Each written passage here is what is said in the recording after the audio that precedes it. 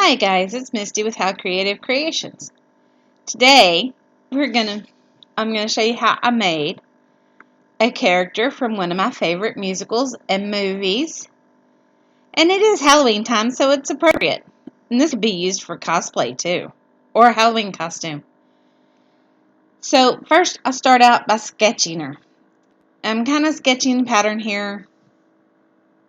I got the basic top shape I'd wanted before, so I kept it, and I kept sketching to get the absolute best shape to finish her out.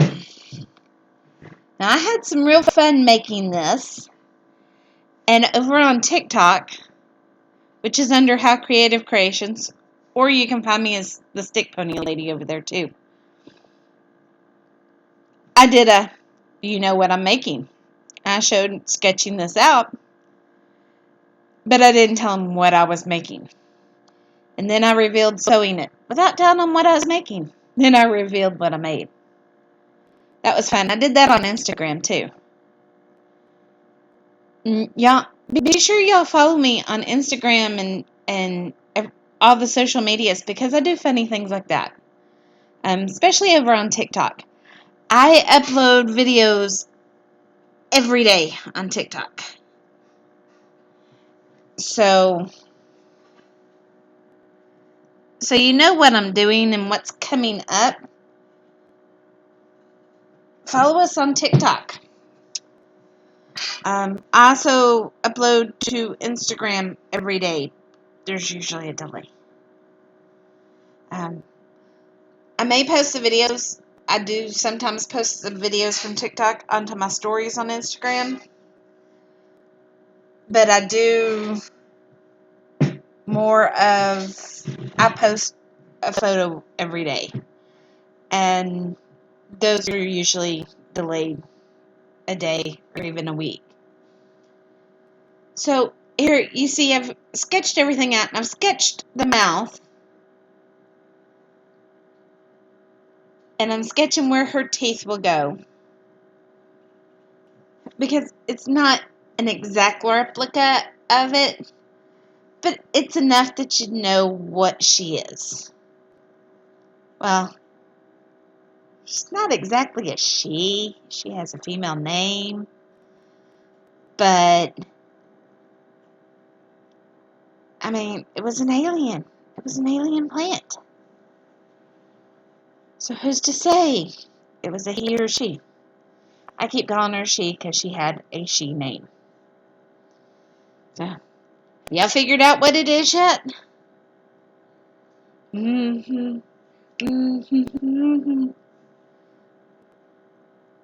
We'll put it this way. There was a nerdy guy, a ditzy blonde, a mean dentist, and this plant. Got it figured out yet? Comment down below. I had such fun with this, guys. Here, I have finished my drawing, and I am tracing everything out on cardstock to cut my pattern on cardstock. And I'm labeling it. Now, when I first labeled this was a one-off thing. I might make another one in the future. But I ended up a few days later making a completely different man-eating plant from a completely different genre of things. But I used the basic pattern here. What was that one? We'll just say boop, boop, boop, boop, boop, boop, boop, boop, boop, boop, boop, boop, boop, boop, boop, boop. Anyways, starting this led me down such a rabbit hole of new types of stick ponies. I've had so much fun the last week making stick ponies. So,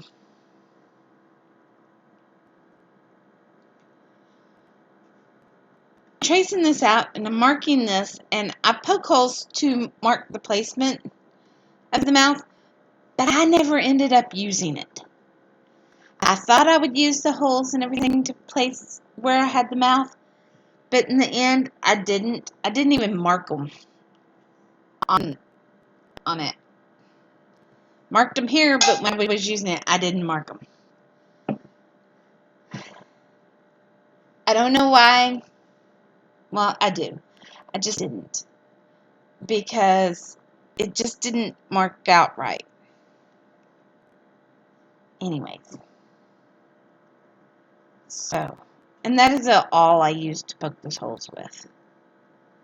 You can get those at Joann's, Hobby Lobby, even your husband's tool places, where like Lowe's and Harbor Freight and those type places. You can find it all anywhere.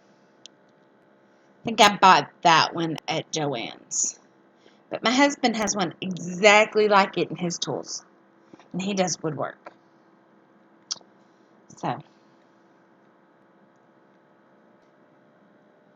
So, since I'm not one to waste, I am using,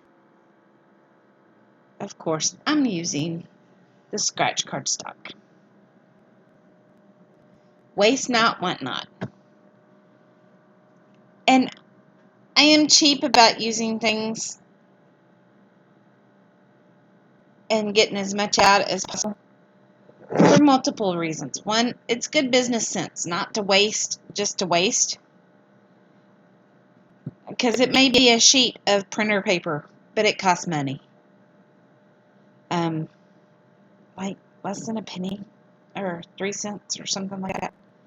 I get like 100 sheets, or I get a ream for like $5. So, however much that is. Anyways, I traced it out on printer paper first to get the sizes I want. Then I went back and traced it onto cardstock.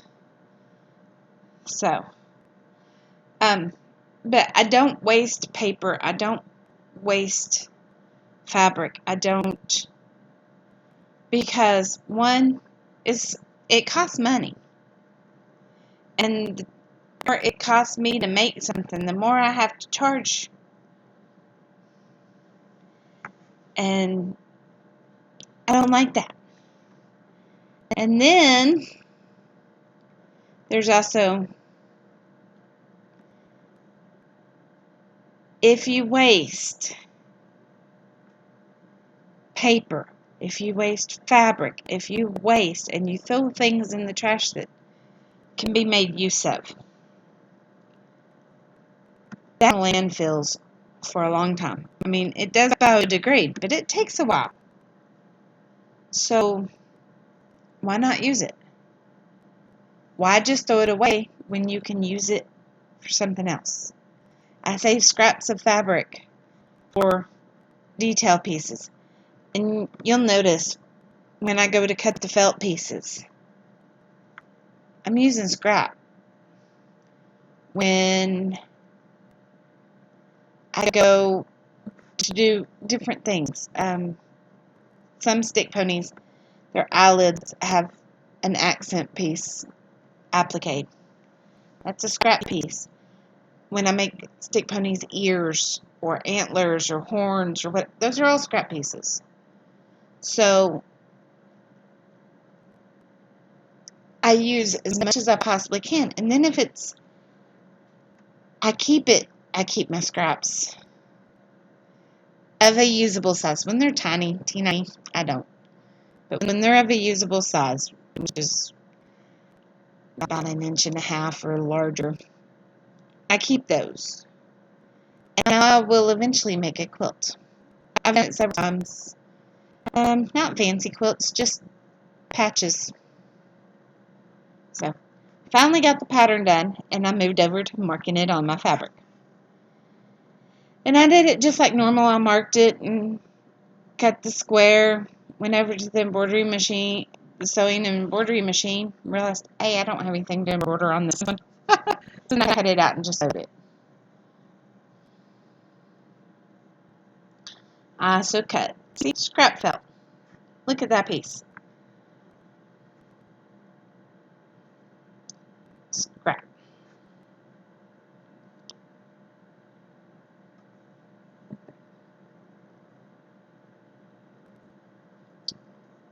Oh, I needed a drink. My throat gets so dry talking like this for so long. So,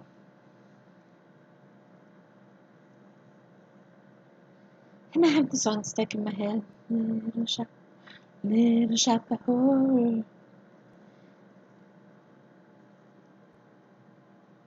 And then scrap greens. Gotta have leaves for the plant. Feed me, Seymour. Feed me now.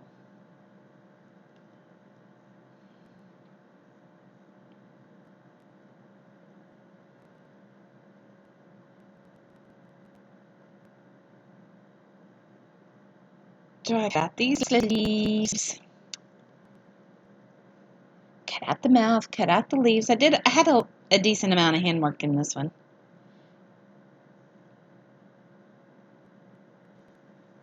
So I had 2 of each of these colors. This is the way I cut them. And I had a light green, a middle green, and a brighter green. And then I also cut out for dark green. A really dark green. And I cut little ones out of the scrap. Go figure. So I had 6 of the little ones too. See, I just freehanded them.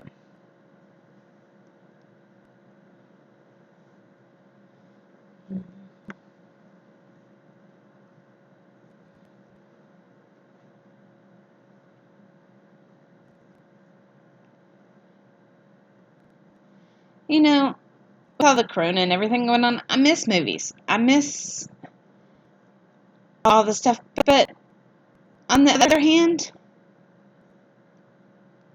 movies have gotten kind of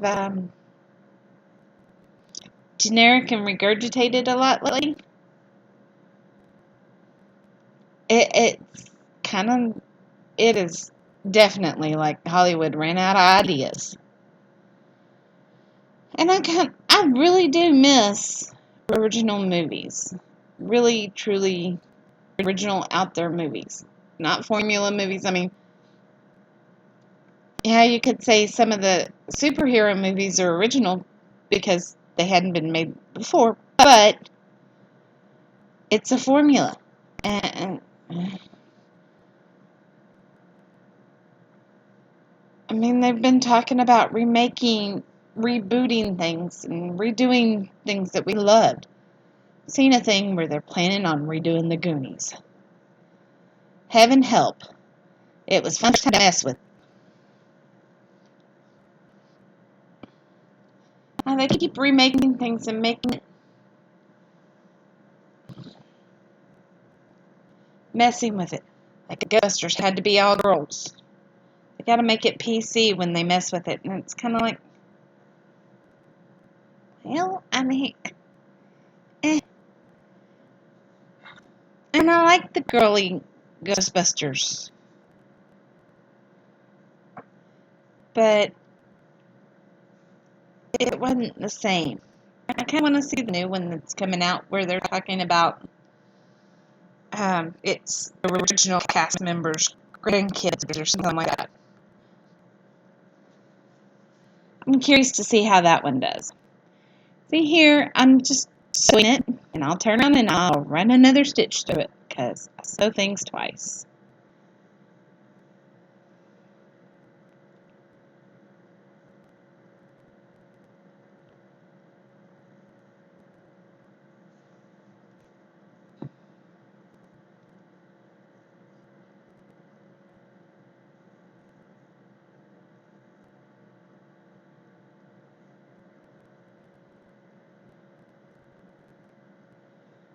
So while we're talking about movies and things, what other movie characters can you think of that we can make stick ponies out of? I mean, we have this, and then we'll have a couple of video game characters. I've done the Sandworm from Beetlejuice.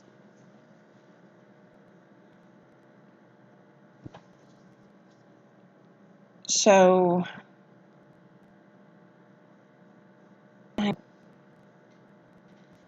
lots of them. Yeah, leave me a comment and let me know what kind of characters y'all would want me to do. I did the video games too. I'm not telling you what they are yet. One's using the same pattern for it, so you can kind of figure it out. I left a hint a little while back. Wonder what it would be.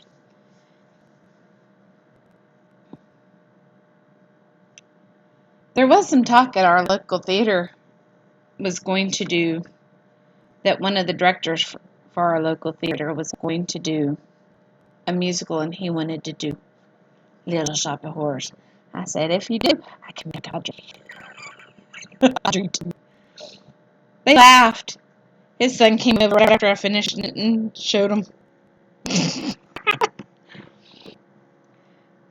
My son's best friend. I have my son around with a great group of theater kids. My son, Ethan, went to OSU, Oklahoma State University, which is close by, even though when he graduates high school, we won't be close by. But he's got lots of family, adopted church family and the like, to help take care of him. Anyways, he wants to go to become a drama teacher. So,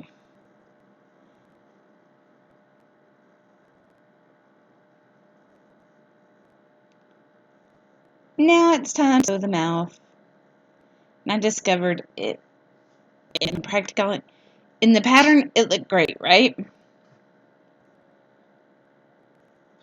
In the final finish, I had to trim it down.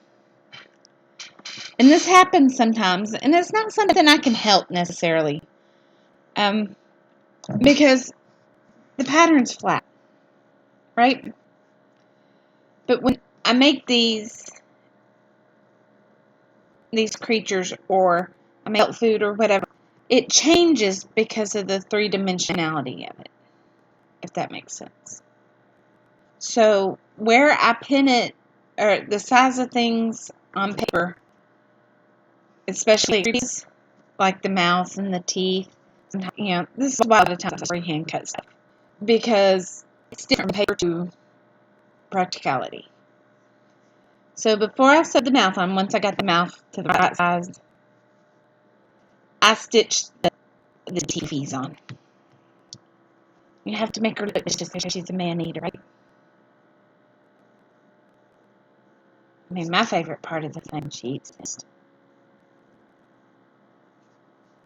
I don't have anything against all dentists, because I've had some great dentists through the years, but that one in the plate, that's just funny. So if anybody cosplays Little Shop of Horrors, this would be a great accessory piece. I mean, got it. It would. It would be a perfect accessory piece of cosplay. So, saying, for those out there that costume and cosplay and LARP, this would make a great accessory. Halloween costume, definitely. So,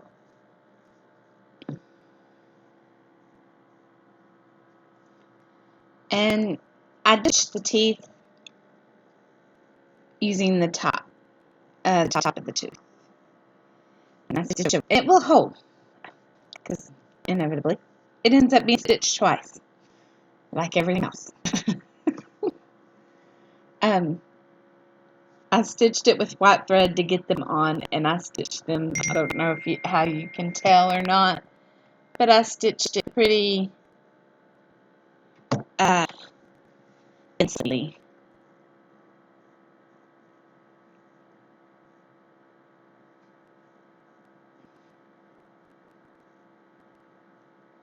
And I was having a good threading day that day. I was able to thread things first time. That doesn't happen every day. I'm over 40. My eyes aren't what they used to be. Lord knows. I have days where I can see the threads, and some days I can't. I think it has more to do with how much sleep I had the night before than it does age, but age is the funny one. Insomnia is just not funny. And having an autoimmune and a couple of other issues that cause insomnia and then being a long-term insomniac, yeah, it's just not fun. And I don't like taking things just to go to sleep. I'm scared of Ambien, y'all. I've had a couple of different doctors offer me Ambien. I'm scared of that. Have mercy. I don't know what I'd do on Ambien. Things that make you drowsy make me really, really, really sleepy.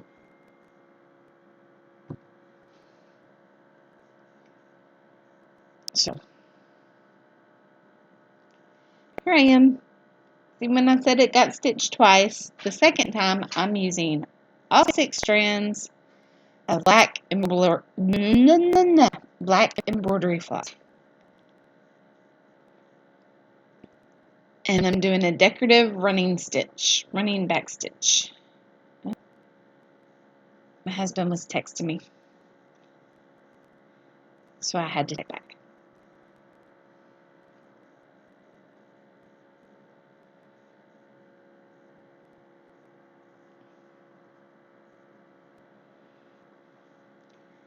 See, I'm just doing a quick back stitch.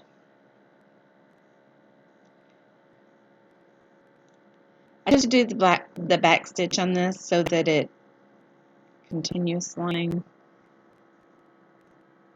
Some call it an outlining stitch when you're embroidering or doing crochet or any of that.